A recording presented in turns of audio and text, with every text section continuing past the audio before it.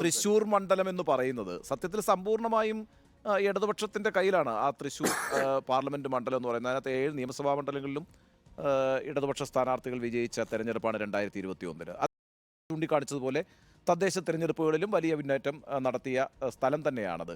2016-ലും സമാനമാണ് സ്ഥിതി. പക്ഷേ 19-ൽ TN പ്രതാപൻ അവിടെ ജയിക്കുന്നു. ഇപ്പോൾ 2021-ലും സ്ഥിതി സമാനമാണ് നിയമസഭയിലും അതേപോലെ തന്നെ തദ്ദേശ സ്ഥാപനങ്ങളിലും. 2024 എങ്ങനെയായിരിക്കും? 2024 വളരെ വലിയ മാറ്റം തൃശ്ശൂർ ജില്ലയിൽ തന്നെ ഉണ്ടാവും. തൃശ്ശൂർ നിയോജകമണ്ഡലം മാത്രമല്ല, ആലത്തൂരും ചാലക്കുടിയിലൊക്കെ തൃശ്ശൂർ നിയോജകമണ്ഡലം ഇടതുപക്ഷത്തിൻ്റെ ഒരു ശക്തമായ അടിത്തറയുള്ള സ്ഥലമാണ്. അപ്പോൾ നിങ്ങൾ തൃശ്ശൂർ മാത്രം പറയാം, തൃശ്ശൂർ ജില്ല മൊത്തത്തിലെടുത്ത് പരിശോധിച്ചാൽ ചാലക്കുടിയിലും ആലത്തൂരും അടക്കമുള്ള മണ്ഡലങ്ങളിൽ, തൃശ്ശൂർ അടക്കമുള്ള മണ്ഡലങ്ങളിൽ ഞങ്ങളുടെ ഇടതുപക്ഷ ജനാധിപത്യ മുന്നണി ഞങ്ങൾക്ക് നഷ്ടപ്പെട്ട ആ സീറ്റുകൾ തിരിച്ചു പിടിക്കുക എന്നുള്ളതാണ് ഞങ്ങളുടെ ലക്ഷ്യം.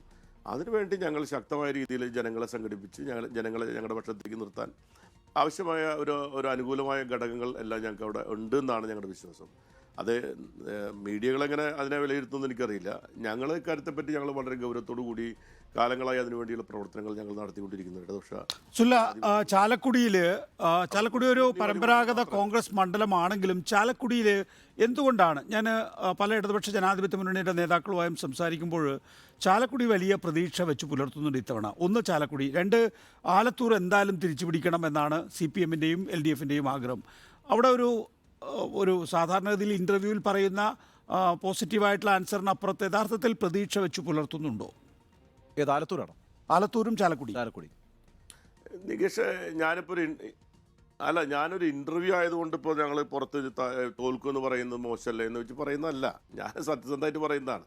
2021-ലെ രാഷ്ട്രീയ സാഹചര്യം നമുക്ക് നന്നായിട്ട് വിലയിരുത്തിയിട്ടുണ്ട്, നമ്മളെല്ലാവരും വിലയിരുത്തിയിട്ടുണ്ട്. വ്യത്യസ്തമായ രീതിയിൽ വിലയിരുത്തിയിട്ടുള്ള ആളുകളുണ്ട്. ഇപ്പോൾ നിങ്ങൾ വിലയിരുത്തിയിട്ടുള്ളതാണോ ഞങ്ങൾ വിലയിരുത്തിയെന്ന് എനിക്കറിയില്ല. പക്ഷേ 2021-ൽ ഞങ്ങൾക്ക് പരാജയപ്പെടാനിടയാക്കിയ സാഹചര്യം എന്താണ് അത് നമുക്കറിയാം.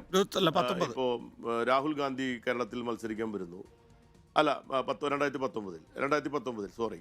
അപ്പോൾ രാഹുൽ ഗാന്ധി കേരളത്തിൽ മത്സരിക്കാൻ വരുന്നു. ഇന്ത്യയിൽ രാഹുൽ ഗാന്ധിയുടെ നേതൃത്വത്തിൽ ഒരു ഗവൺമെൻറ് ഉണ്ടാകാൻ പോകുന്നു. ഒരുപക്ഷെ ഒറ്റക്കക്ഷിയായി കോൺഗ്രസ്സാണ് ഏറ്റവും വലിയ കക്ഷിയായിട്ട് വരാനുള്ള സാധ്യതയുണ്ട്. അങ്ങനെ വരണമെങ്കിൽ കേരളത്തിലെ എല്ലാ സീറ്റുകളും നമ്മൾ ജയിക്കേണ്ടതുണ്ട് എന്നൊരു രീതി ഇവിടുത്തെ ഒരു മതേതര സമൂഹത്തിനിടയിൽ ശക്തിപ്പെട്ട ഒരു കാലഘട്ടമായിരുന്നു. അപ്പോൾ ഞങ്ങൾക്ക് എത്ര പോസിറ്റീവ്, അപ്പോൾ അന്ന് ജനങ്ങളെടുത്ത തീരുമാനം എന്ന് പറയുന്നത് പിന്നെ അസംബ്ലി വരുമ്പോൾ നിങ്ങളെ സഹായിക്കാം, പക്ഷേ പാർലമെൻറ്റിൽ ഇപ്പോൾ കോൺഗ്രസ് ജയിക്കട്ടെ എന്നൊരു നിലപാട് എടുത്തതായിട്ടാണ് നമുക്ക് കാണാൻ കഴിയുക.